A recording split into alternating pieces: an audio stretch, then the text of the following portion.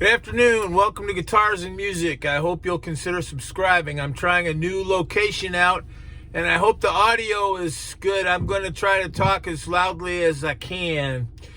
I'm actually, you can't see it, but I'm actually in a cemetery. And the topic of this video, this Sunday video, is my mom, who passed away yesterday, unfortunately, at 9:20 in the morning.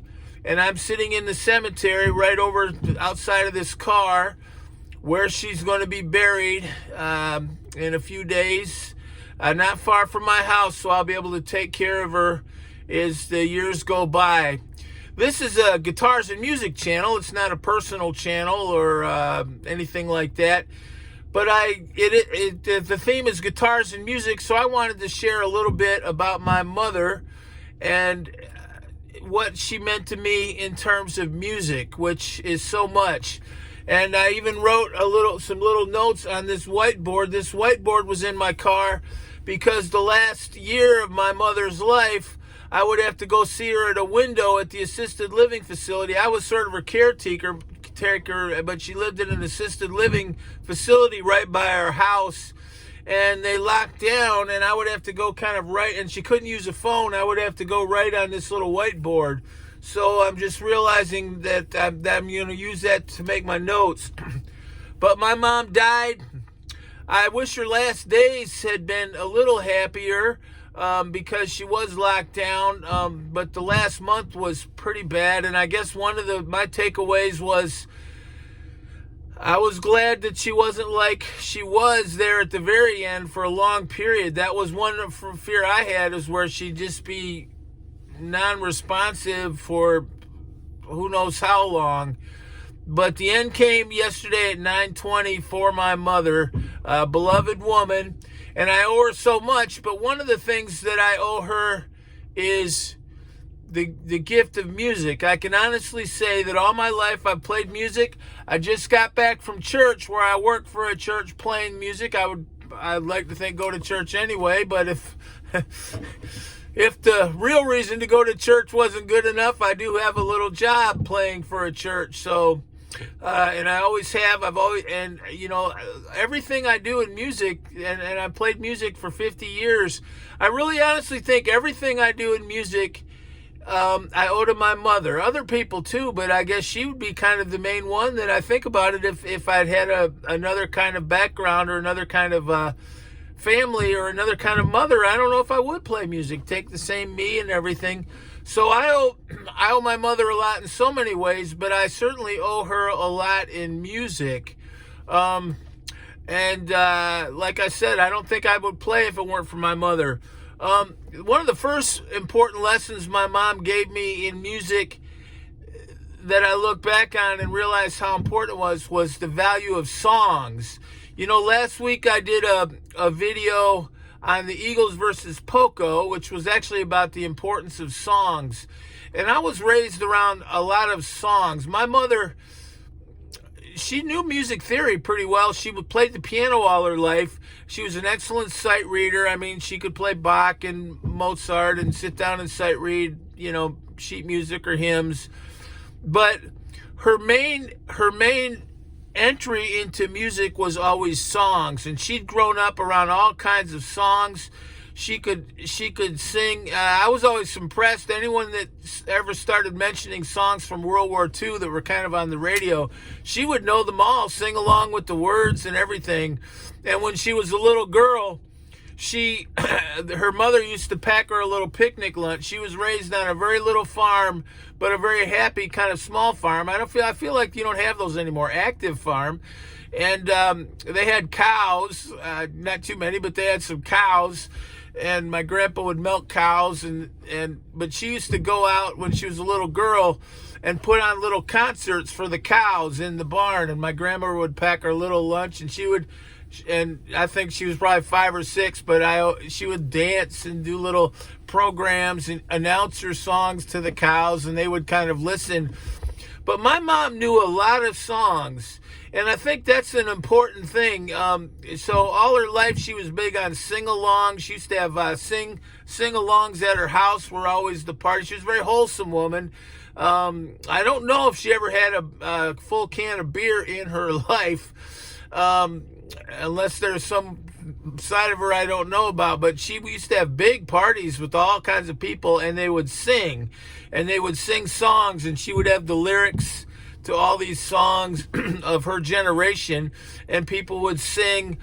But the song is so important, and the song, I think that's one of the lessons I got from her, is we enter into music through songs, not through trying to learn about pentatonic scales or what kind of pickup to have or modes. I think those are all important. I'm not cutting those down, but her entry into music was through songs, and I think I picked that up from her.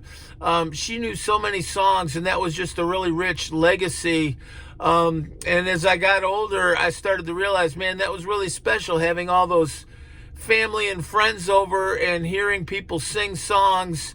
And I learned, a lot of times I was younger, so they were songs of a different generation, but I know a lot of songs from the 30s and 40s, I think, pretty well. And they're such well-written songs, that was the golden age of songs. The other thing is, speaking of songs, is a lot of the songs that she liked were piano-based. And I think that's interesting because I think after Elvis and the Beatles came out, a lot of songs were more guitar-based. And not that there aren't great piano songs. Like, when people write a song, it's kind of either got a piano sensibility or a guitar sensibility, I think. I guess some people write songs with the bass or a clarinet or something, but a lot of songwriters, they either write on a guitar or a piano, and they're similar, it's not like you can't do both, but I think a song written on a piano sometimes goes in a different way than a song written on a guitar. I even noticed like the chord progressions and things that sort of come easy to you on a piano are a little bit more something that you don't see as much on guitar. Not that you can't do them, but the kind of natural idioms and things that flow with the piano aren't the natural idioms of the guitar. A lot of my mom's songs were piano based, and her dad was a great piano teacher. He was a small farmer, happy small farmer, but he also taught piano. They always said he taught practically every kid in his county between probably the World War I and when he died in the 70s. He was still teaching piano lessons. And my mom always taught piano, especially when she retired from her other job where she was a literature teacher. So she was always a teacher, but when she retired from teaching English Lit, she taught piano. So she was always teaching, but it was the piano. And the piano is such an important instrument. I love the guitar, but the piano is a really important instrument. And my uncle was just a phenomenal pianist. I won't say his name, but as far as I'm concerned, he was one of the best pianists in North America.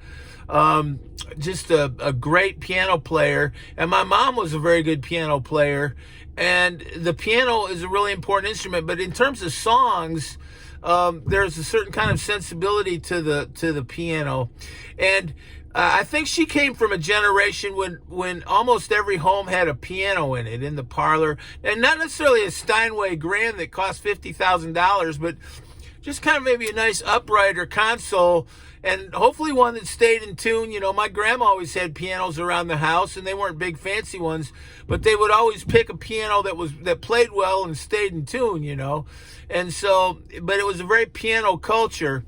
And when I was a senior in high school, she bought me a very nice Alvarez acoustic. She was never, I will say this, she was never really big on the electric guitar. I don't know what it was, but if I was playing acoustic guitar, she would love that. I played acoustic guitar for her in hospice before she passed away.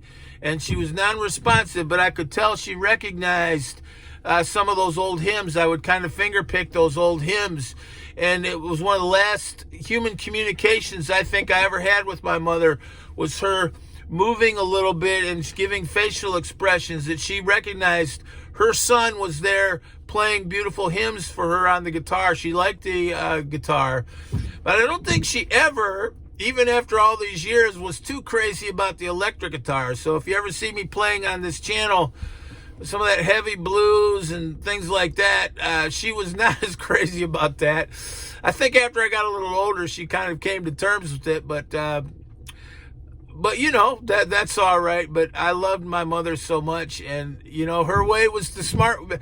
Hey, everybody out there, your mom is always right. You know that, right? Your mom is always right. If you're 14 and your mom tells you to do something, I'm just going to tell you right now, kids, she's right.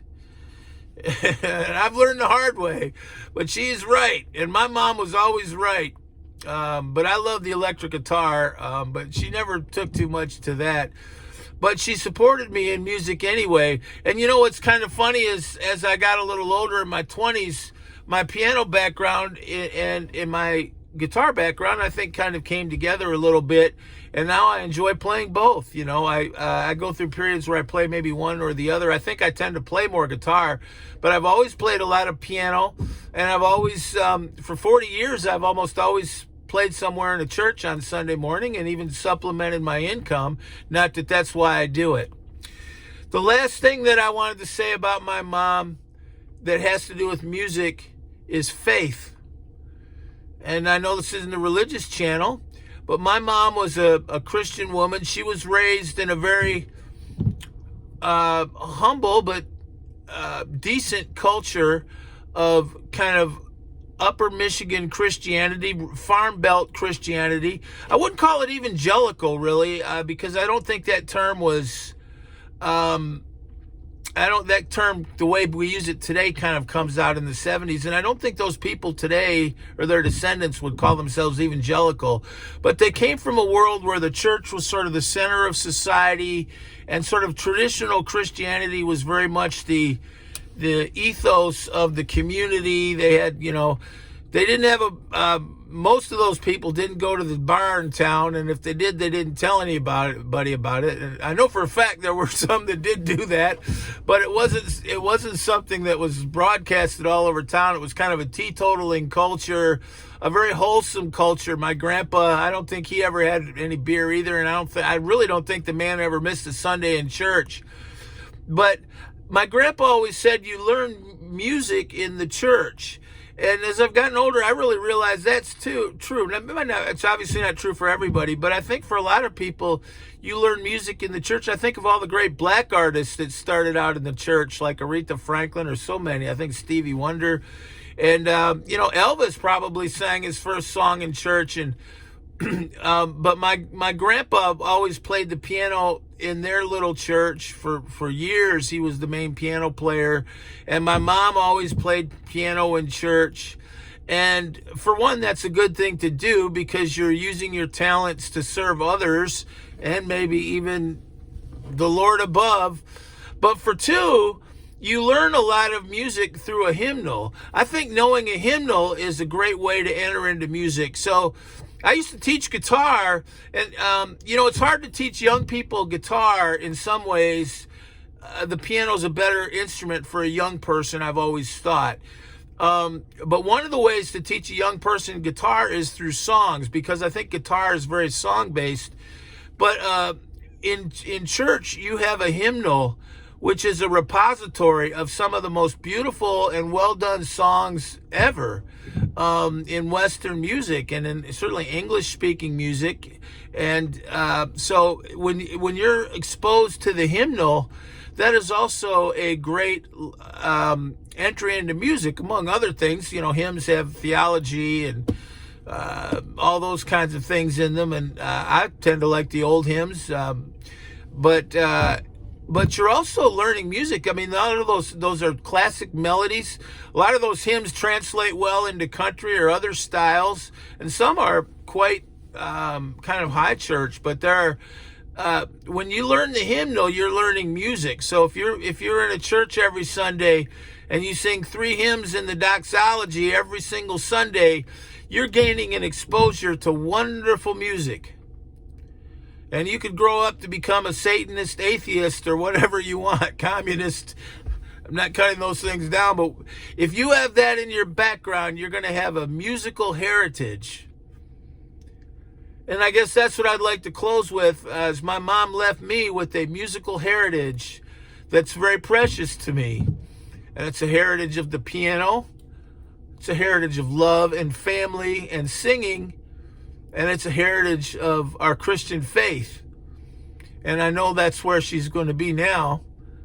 And I'm going to stop talking before I get emotional. But Mom left me a great legacy in music, and I wanted to give that tribute to her today. Thank you. God bless you.